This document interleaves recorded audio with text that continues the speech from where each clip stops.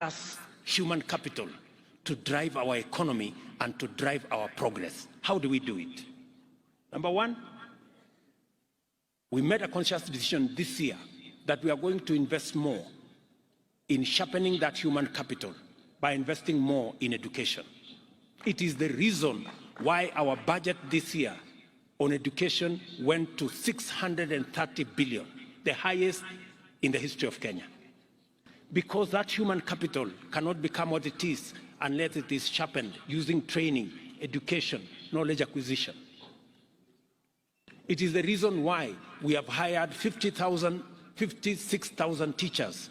It is the reason why we have changed our funding model so that we make sure that it delivers much more accurately on the aspirations that we are looking for, on the skills that we are looking for. But we must be intentional about, as we invest in education and training of our human capital, we must be intentional on when they leave school and college and university, we must also be intentional on job creation. And for the first time, that is what we have done. We have been intentional. That is why we have the housing fund, so that we can generate 1 million jobs using our housing plan, number one. Number two, that is why we are intentional about digital jobs. You heard the earlier presentations here. We intend to create another 1 million jobs in the digital space. That is why we are going to be investing in at least an ICT hub in every ward. I want MCAs to listen to me. You must demand where is the ICT hub for your ward. We are working with the members of parliament. We are working with the ministry so that we can have 500, 1,000 young people around our ICT hubs for digital jobs. We have huge opportunities for digital jobs. Number three, and before I go to number three, I have also asked our friends, the county governors, that we also want to tap into the vocational training centers under the county governments. We want the vocational training centers to be also hubs of ICT. We would want to invest in at least an ICT hub in every vocational training center, so that again, we can train more, we can use technology, so that this world-class human capital we have can work for the globe.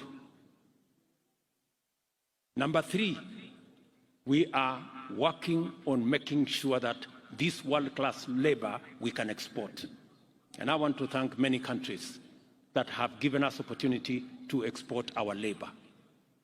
I have given very clear directions to my dear sister Florence. She knows what she must do for us to at least get 1 million exports of labor from Kenya, 1 million jobs.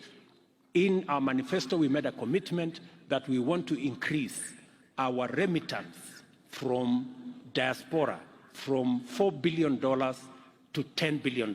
That is 1 trillion shillings.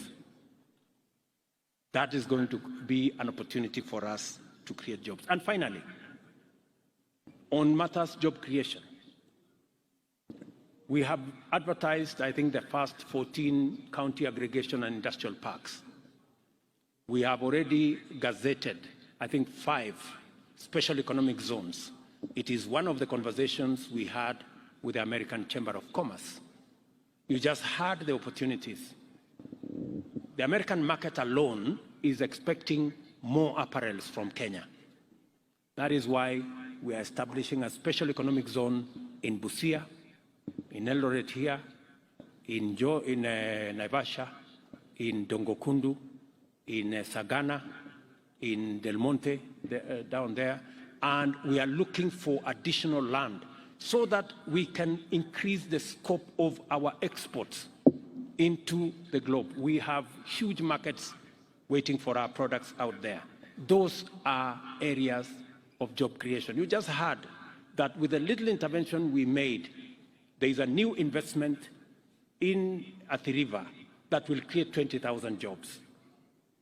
These are opportunities, and I really want to have a conversation with the county governments so that they too can take up and pick up these opportunities and drive them. I wanted to say this. We must be intentional. We must be deliberate about creating opportunities for Kenyans to work so that we can improve their incomes and we can drive our progress. Number three, partnership. My friends, governors, I'm really asking you to work with the national government. In this national administration, you have a partner and a friend. We have no intention whatsoever to take over any county function. We have no intention, and I want to say on this platform, all we want is to support the county governments for them to achieve their mandate, and we will support you to the extent that you want us to support you.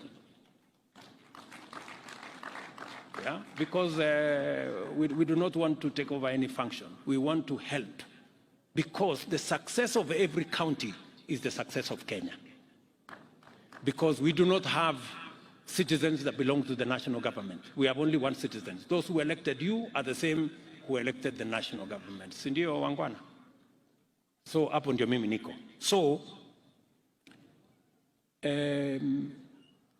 issues like UHC, we want to work with you. Community health promoters, we have already agreed on a formula. We will co-fund the 100,000 community health promoters. We are going to equip them as national government. We are going to work together to make sure that delivery of health products, health services is efficient and reaches the last mile, and counties are best placed to do that. We need to work together on markets. As you have seen, markets is run by counties. But as you also know, in my campaign, Mama Mboga was front and center of my campaign. I simply cannot walk away from them. So I have to build these markets. And we intend to build 400 markets across Kenya, maybe 500. We're going to spend about 20 billion in building the markets. The markets will be handed over to the counties. You guys will run the markets the way you want. You will decide who is in those markets. You will discuss with us. And I'm looking for a partnership with you so that if you want to improve on the design, I am ready. If you want to improve some of the funding, I am ready. If you want us to change from here to there, sawa. Lakini soko tujenge, because I saw in the presentation here, the women are saying walikuwa wanalimwa na jua. So nitawasaidia kupanga kuweka shade everywhere na kupanga hiyo kuweka mahali iko stima, mahali iko nini. Let's work together. Let's also work together on matters to do with county aggregation and industrial parks. I must congratulate counties. We have a fantastic working relationship on county aggregation and industrial parks. They will be managed by counties. We will co-fund, and they will run with it in terms of agro-processing, value addition, manufacturing around that space. We need to work together on distribution of fertilizer. I must commend many counties who have worked with us in providing the last mile delivery. As you are aware, we believe that counties have the capacity, working with the national government, to be able to deliver to the last mile. Let us work together on matters mitigating climate change. I'm very happy that today you overshot your target of planting 2 million trees. I am told by the chair you planted 7 million trees. Tuwapige makofi counties jameni. They've done a wonderful job. That's the space. Work together on manufacturing. Work together on mobilization of revenue. You know, even as the national government works hard to keep up to the schedule on paying on time for the shareable revenue, I want to encourage counties to also look at ways of own source of revenue. We are going to assist you so that you can meet your targets and we can do more around own source of revenue. All I am saying is partnership. Let us work together. Finally,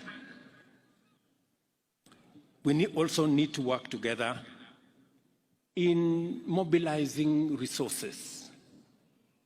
As you are aware, we have made the conscious decision that we are not going to run our development, the affairs of our country, by borrowing debt left, right, and center.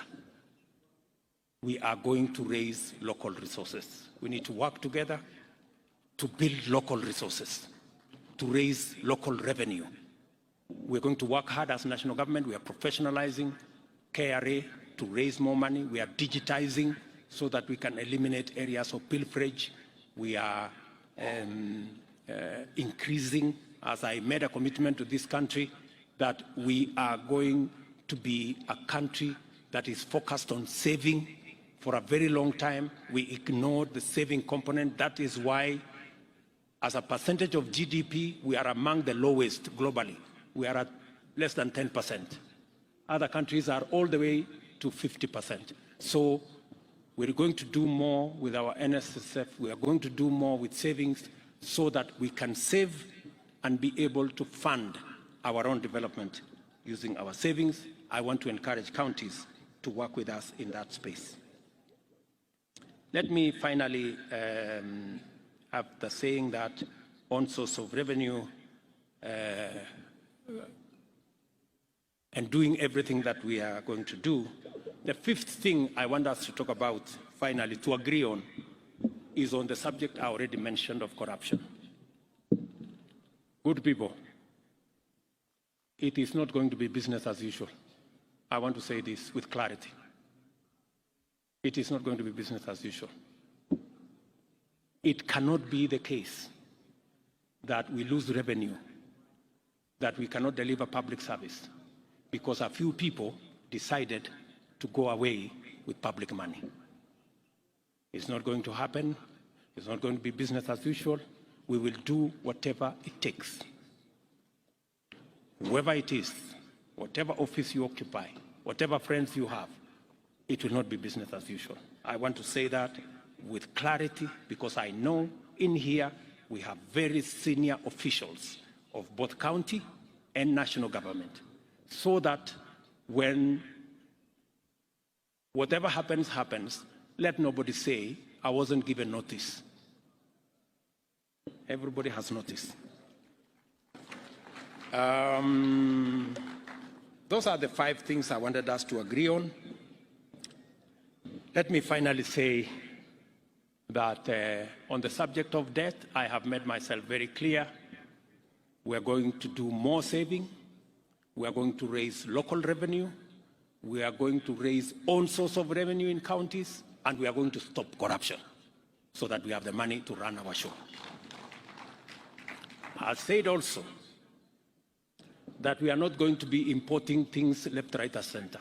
That's why in this year's budget, cement, steel, furniture, fish, we are going to build local capacities for those. We are not going to be importing. And as I have said, it cannot be the case that every other time we think, we are thinking of how to import more. Let me finally say, as I said, we are not going to subsidize consumption. We are going to promote and we are going to invest in production. That's what we're going to do. It cannot be that we are importing edible oil, we are importing all the other food items from rice and everything else, as I said earlier. We have to have a paradigm shift. We need to invest in production. And I am very proud of our farmers. Our farmers, if there are any patriotic people in Kenya, it is our farmers. Just with the reduction of fertilizer from 6,000 something to 2,500, they have done an extra 200,000 acres of crop. If you see in Kenya, everywhere, our farmers are doing a phenomenal job in producing food for us as a country.